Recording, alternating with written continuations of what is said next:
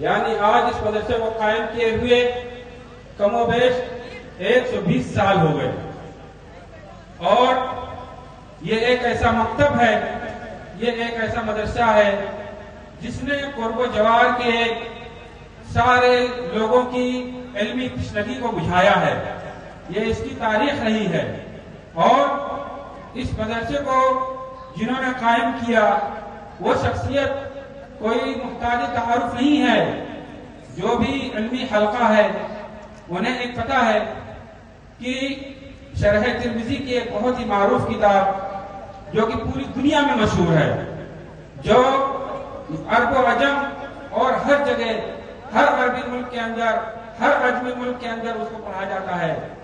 تحفۃ الاحوذی کے نام سے جانی جاتی ہے وہ کتاب۔ اس کتاب کے کچھ صفحات، بلکہ میں یہ کہوں کہ کچھ جلد جنہوں نے اس مدرسے کو قائم کیا تھا، مولانا عبدالرحمن مبارک پوری نے، انہوں نے اس کتاب کی کچھ صفحات کو اس مدرسے کی صحن میں بیٹھ کر کے تعمیر کیا تھا اور لکھا تھا، اور اس مدرسے کا نام آنے والی تا قیامت تک اس طریقے سے ان کی کتاب کے اندر درج ہو گیا ہے کہ کبھی مٹ نہیں سکتا ہے۔ تحفۃ الاحوذی کا جو پہلے والے صفحات ہوتے ہیں جس کو مقدمہ کہتے ہیں، اس کے اندر مولانا عبدالرحمن مبارک پوری کی سوانح کے اندر اس مدرسے کا ذکر کیا گیا ہے۔ تو جب کبھی اس مدرسے کا تعارف کیا جاتا ہے اور یہ کہا جاتا ہے کہ اس مدرسے کا قیام مولانا عبدالرحمن مبارک پوری کے ہاتھوں ہوا تھا، تو لوگ اس بات کو سن کر کے ان کا دل باغ باغ ہو جاتا ہے، کہتے ہیں یہ اتنا پرانا مدرسہ ہے، اور جس مدرسے کی بنیاد ایسے عظیم الشان شخصیت نے کی ہو پھر اس کا کیا کہنا۔ لیکن میرے عزیز دوستو، محترم سامعین، اس مدرسے کے لیے بدقسمتی رہی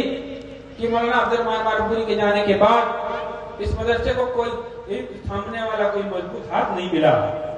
جیسے دوسرے مدارس کو آپ زیادہ دور نہ جائیں، یہیں اپنے پڑوس میں جامعہ سراج العلوم بونڈیار کو دیکھ لیں، اس مدرسے کا قیام اس مدرسے کے 2 سال کے بعد ہوا تھا۔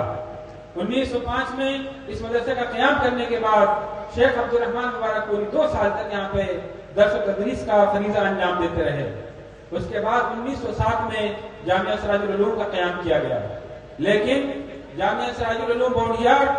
کیونکہ وہاں کے لوگ حساس تھے، وہاں کے لوگوں کے اندر شاید ایمانی قوت زیادہ تھی، یا ایسا بھی کہہ سکتے ہیں کہ اس مدرسے کو کوئی رہبر اور رہنما کی شکل میں کوئی شخص ملا، مولانا اقبال صاحب رحمۃ اللہ علیہ، انہوں نے اس مدرسے کو پروان چڑھایا۔ ہماری اس مدرسے کے اندر آپ دیکھیے، آپ جس جگہ بیٹھے ہیں یہ خود مدرسے کی زمین ہے، اس کے علاوہ اور بہت بڑی زمین مدرسے کی اپنی خود ہے، مدرسے کے نام پہ رجسٹرڈ زمین ہے، لیکن اس کے باوجود اس مدرسے کا ابھی تک بہت اچھی طریقے سے جس طریقے سے ترقی ہونی چاہیے تھی وہ نہیں ہو سکی۔ کیوں؟ کیونکہ ہمارا دل تھوڑا سا پس مردہ تھا، ہم کر نہیں پائے، یا ہمارے اندر وہ جذبہ نہیں تھا کہ ہم اس مدرسے کو آگے بڑھا سکیں۔ اس مدرسے کے اندر جتنی بڑی اراضی ہے اور جتنی زمین کا یہ مدرسہ مالک ہے، اگر چاہیں تو اس کے اندر